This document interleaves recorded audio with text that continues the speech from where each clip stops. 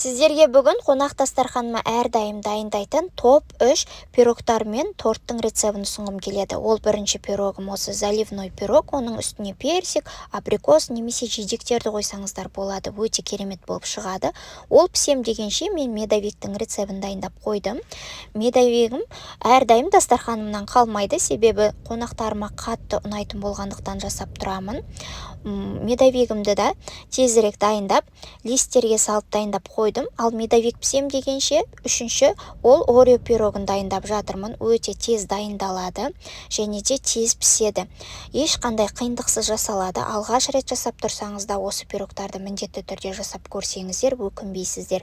Осы видеоның астында барлық ингредиенттері толықтай жазып қалдыратын боламын. Немесе әрқайсысының толық видео рецебі парақшамда бар, қарасаңыздар болады. Пісіріп алғаннан кейін бөлме температурасына міндетті түрде суытып, одан кейін холодильникке кемінде 3-4 сағатқа қойып алыңыздар.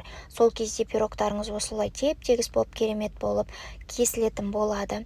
Және де дастарханыңызды керемет ашады. Магазиннен удай қымбат ақшаға сатып алғанша қолыңыздан жасасаңыздар өте дәмді болып шығады. Және де көп қымбат ингредиенттер де кетпейді. Жасап көріңіздер, ас болсын.